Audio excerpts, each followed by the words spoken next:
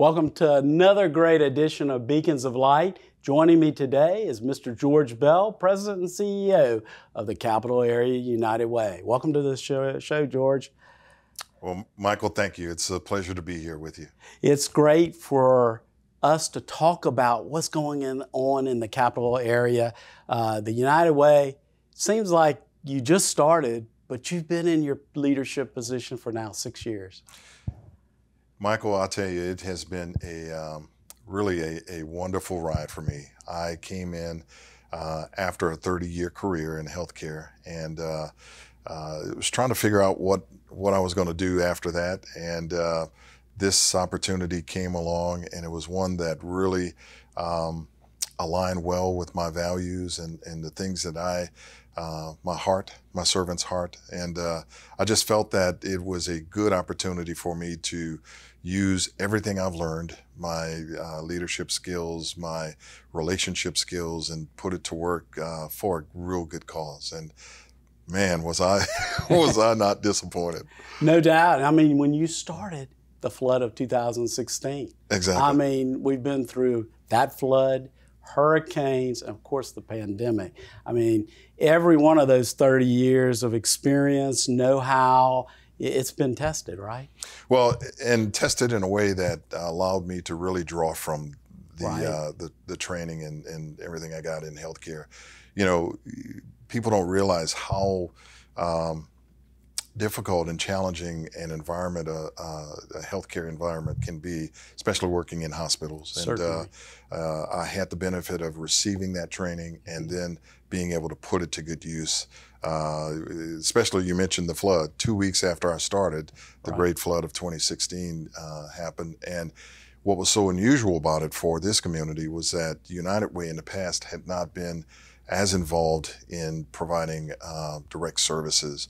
But because of the flood, organizations like the Salvation Army and the Food Bank were all out of commission. Right. So we had to kick into gear and start filling the void, so to speak. And I'm real pleased with the way our organization responded, the way our staff responded. Mm-hmm. But it taught us a new way that we can be impactful during times of disaster. And I'm really proud of that. Well, you should be. And you've got a great staff, great board volunteer leadership. It's remarkable, whether it was the flood or the pandemic. United Way was here, making that community impact, which is so critical. Well, and Michael, you touched upon the secret sauce of what makes United Way unique, and that is our use of volunteers, especially our corporate relationships that we have. Both they assist us in fundraising, and they assist us by taking the time to support our work as volunteers, and all of that makes for a well-run, high-functioning organization, and then the staff. It's a small staff of less than 20 employees, but we really, I'll say, we punch above our fighting weight because we have such a dedicated, talented group of individuals that that believe in the work, and they show up and demonstrate it every day. Well, it's remarkable. I mean, whether it is staff or volunteers, they're committed to the mission of United Way. Mm-hmm. You have such a diverse number of partners like St. Vincent de Paul, Catholic Charities, Salvation Army. There are so many organizations. When you see these organizations in action, that's what United Way is all about, right? Well, and to, I guess, go back even further, I started, what made this role attractive to me was I served on a number of boards when I worked for the hospital here in Baton Rouge. And that service taught me two things. Number one, how awesome our nonprofit community is, and how much the support that United Way gives these organizations in the form of financial support, how important that is to their viability. And I've just been so impressed with the way organizations like St. Vincent de Paul, and especially with your leadership, you guys have really set the standard for what a well-run nonprofit organization can do here day in and day out. So I'm so grateful for the opportunity to get to work with and support organizations like that. Well, you know, the last several years, I mean, I'm in my 33rd year, so I'm kind of like when you left healthcare. I'm about a little bit over that. Yeah. But you know, it's been a rough stretch of it for over the last 6 years. And without United Way, whether it be St. Vincent de Paul or any of the other partner agencies, I don't think they would have been effective. I mean, the pandemic in particular, my goodness, I think that, you know, you talked about pulling from your leadership skill set. I mean, for me, it was like, what lesson am I going to learn today? Did you feel like that some days? Oh my goodness, yeah. And it really taught us, number one, that as well as we may plan, and you know, you talked a few shows ago, you talked about your strategic planning and, yes, indeed, and everything, and we all had to and the term has been used so much, but we had to pivot and then figure out how to continue to remain viable during a time when everything changed, and then how to remain solvent, because fundraising activities, events, all of those things, many of those things went by the wayside. So our organizations had to really figure out how to work differently from in past years, unlike any other time in our history. Right, and you know, United is part of your name, but keeping everybody united and seeing one vision, whether it's a pandemic or a flood or whatever, that's probably one of the most important things you do on a daily basis, huh? Well, it's that rare position that we're in to, number one, engage a lot of nonprofits. We support and fund over 150 nonprofits now. They're through different forms of grants and grant opportunities. So that's one thing. But the other aspect is we draw attention to where the needs are, and we help provide, we're that connector. We connect people to opportunities, resources to needs. And when you're in the business of connecting all those different aspects, you're able to really provide something that I think can benefit the community as a whole. And our community is a 10 parish community. We are not just in East Baton Rouge Parish, but we're in the contiguous parishes, and we go as far as St. James. And that's what's so critical, is bringing people together. And when we come back, we'll talk to George a little bit about why it's so important, whether it's the East Baton Rouge Parish or the other nine surrounding parishes, the importance of the work of United Way and how you can get involved, and how all of these corporations and businesses are really energizing United Way to make a community impact that is so important in our community.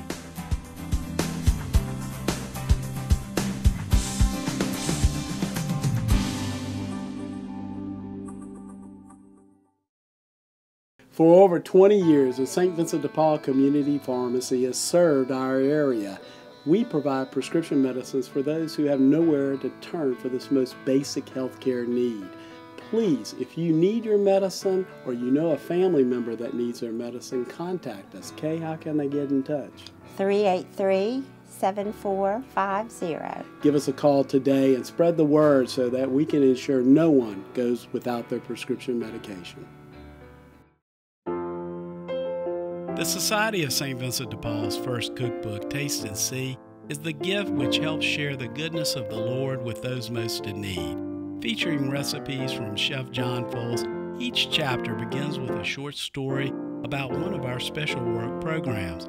To order your copy of Taste and See, please call the Society or visit our website. Help multiply blessings for the neediest in our community.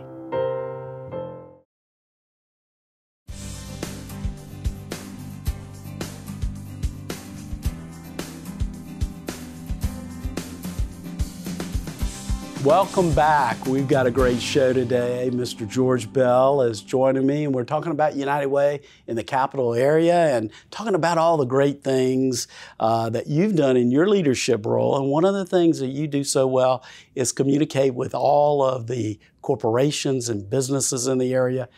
can't give money away if people and individuals are not contributing. Right, George?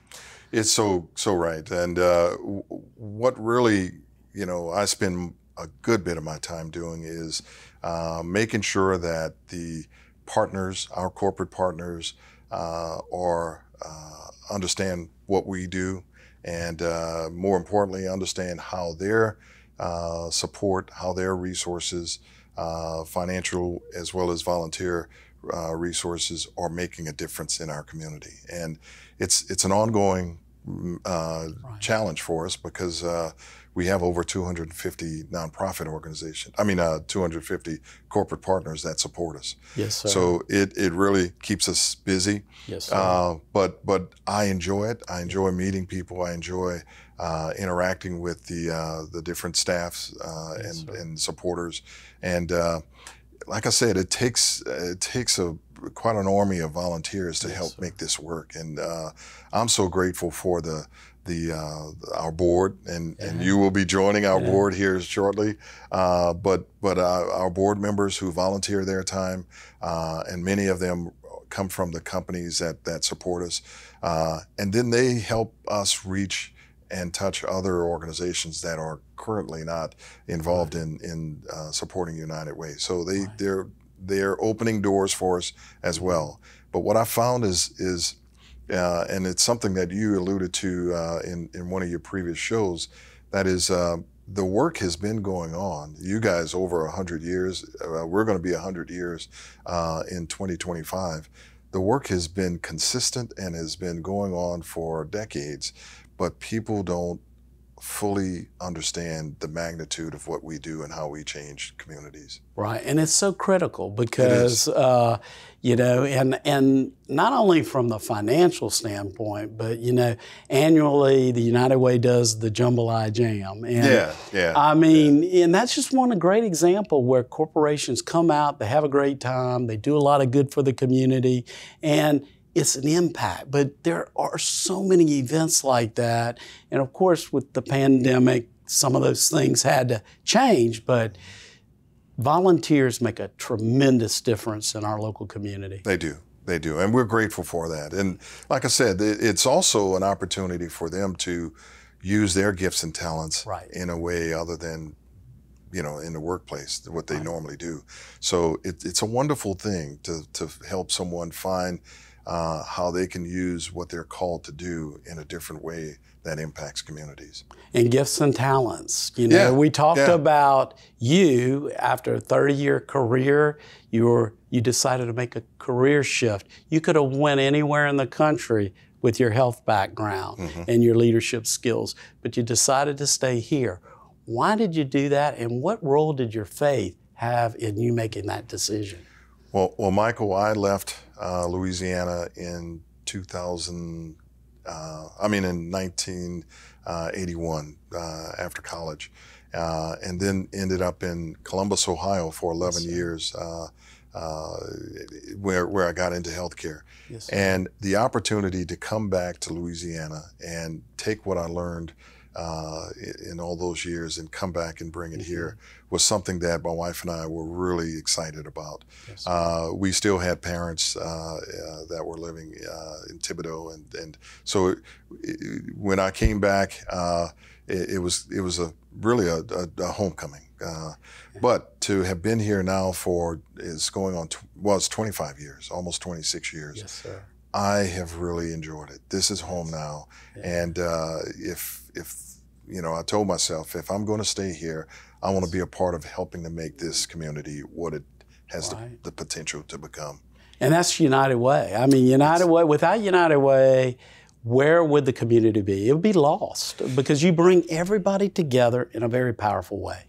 Well, I'd like to think so, and we still have a lot of work in that regard, but we certainly, that is our aim. Our aim is to bring the collective power of people and resources together so that we can make an impactful change in our community.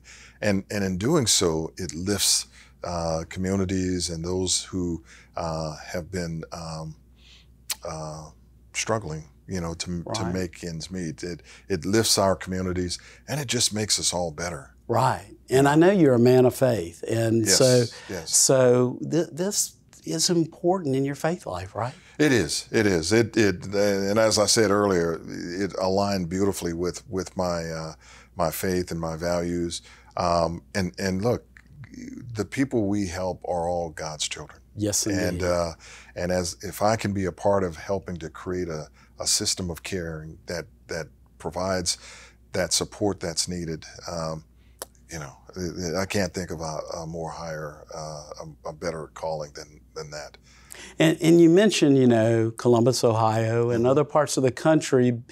Louisiana, unfortunately, one of the poorest states in the country. And so what United Way does, what St. Vincent de Paul and all the other partner agencies and the corporation, it's critical, because if it doesn't happen, that means people don't eat. That means people don't get education or health care or all of those very important elements that United Way really is critical to in our community. And I'll tell you the other thing we've done, Michael, and that is through some research that United Way, our state United Way, along with other states, get commissioned. It's provided research on the challenges that the working families of this state face. And Yes, there are those that are doing well and that are that every month have enough to cover their expenses, but there's a category of workers, and they've been given the term ALICE, and Yes, it's sir. an acronym that stands for Asset Limited, Income Constrained but Employed. So these are folks who live paycheck to paycheck.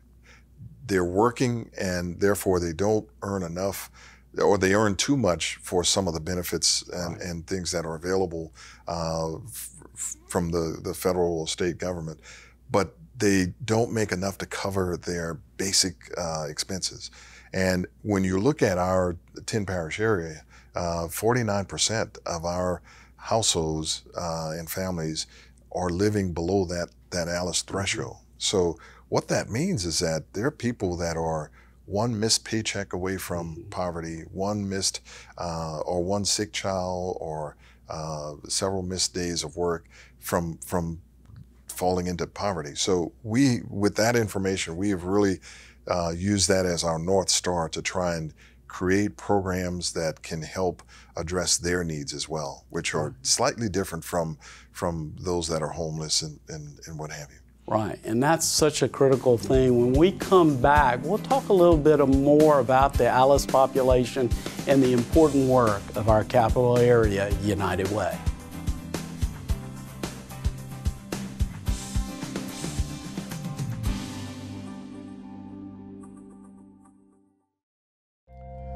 My Bicycle Journey, a book that tells a story. It educates, it promotes, and it also provides some leadership. Take the time to purchase this book, and St. Vincent de Paul benefits from all of the proceeds of this book. Please, if you would, give St. Vincent de Paul a call and let me know what you think of My Bicycle Journey.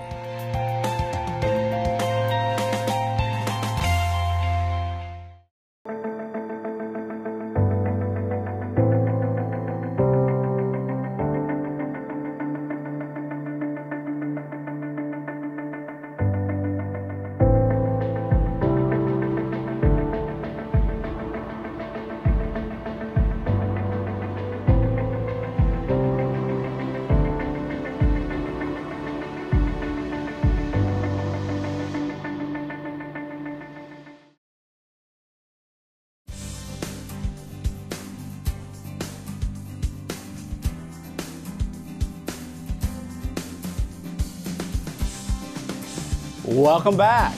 Look at George Bell. That is a trumpet. Tell us about that. Sure. Michael, I've been playing the trumpet since I was 9 years old, 5th grade, in Thibodaux, Louisiana, and I've just played continuously throughout high school, college, and after. So it is something I enjoy doing. It's something I have a passion for doing. Well, you just did an event at Nicholls State. Tell us about it, because we're going to go to the performance in just a second. But what was that performance? So I graduated from Nicholls State, played in all the bands there, and I have been invited the last several years to be a part of a annual concert series that they do that celebrates the Negro spiritual. Yes, sir. So I play on this particular piece. I play a couple of songs that I kind of pulled together. One is Sometimes I Feel Like a Motherless Child. The other is I Want Jesus to Walk With Me. Yes, indeed. So, those are two great ones. Yeah. I mean, so I said off camera, you're a man of great leadership and charisma. I've never seen you unhappy, or you lift everyone around you. And so we're going to go to the videotape and take a look at this performance.